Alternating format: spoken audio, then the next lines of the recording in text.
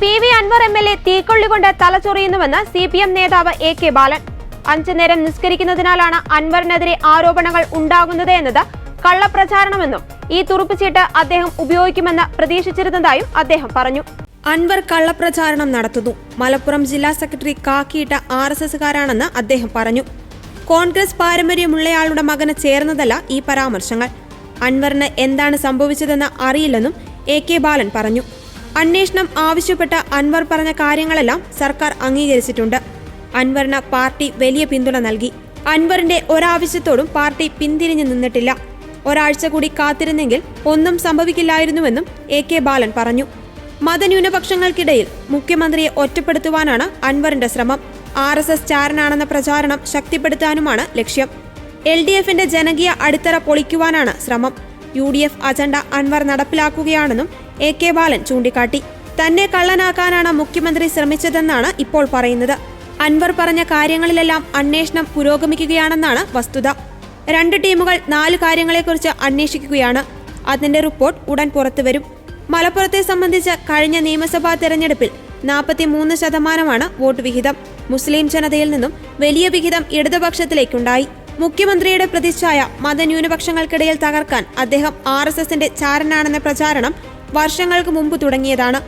ന്യൂനപക്ഷത്തിനൊപ്പം നിന്ന വ്യക്തിയാണ് പിണറായി. തലശ്ശേരി മാറാട് കലാപങ്ങളിൽ അദ്ദേഹം കൃത്യമായ ഇടപെടൽ നടത്തി. ഇടതുപക്ഷത്തിന്റെ ജനകീയ അടിത്തറ തകർക്കുകയെന്നത് UDFന്റെ അജണ്ടയാണെന്നും AK ബാലൻ പറഞ്ഞു.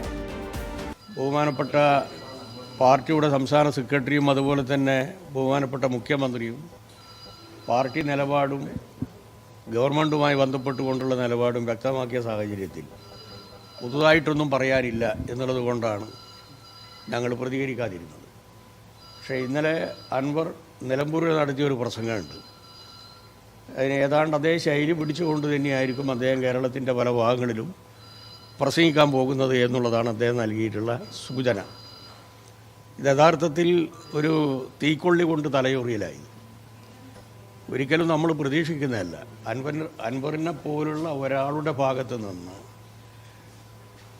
മതത്തെയും അതുപോലെ തന്നെ വിശ്വാസത്തെയും ഉപയോഗപ്പെടുത്തിക്കൊണ്ട് അംഗീകരിക്കാൻ പറ്റാത്ത രൂപത്തിലുള്ള ചില സമീപനങ്ങൾ. അൻവർ എന്ന പേരും 5 നേരം നിസ്കരിക്കുന്നതുമാണ് എനിക്കെതിരായിട്ടുള്ള ആരോപണമെന്ന കള്ളപ്രചരണമാണ് ഇന്നലെ അദ്ദേഹം ഒരു തുരുപ്പ് ചീട്ട് എന്നുള്ള നിലയിൽ പ്രസംഗത്തിൻ്റെ ഇടയിൽ ഇടക്കിടക്കിങ്ങനെ കാച്ചിവിട്ടത്. മലപ്പുറം ജില്ലാ സെക്രട്ടറി കാക്കി ഉടുപ്പുള്ള RSSകാരനാണെന്ന് വരെ അദ്ദേഹം പറഞ്ഞു. ജില്ലാ സെക്രട്ടറിയുടെ അച്ഛൻ സർക്കസിലെ കോമാളിയാണ്, ആ കോമാളിയുടെ മകനാണ് ജില്ലാ സെക്രട്ടറി എന്ന് വരെ പറഞ്ഞു.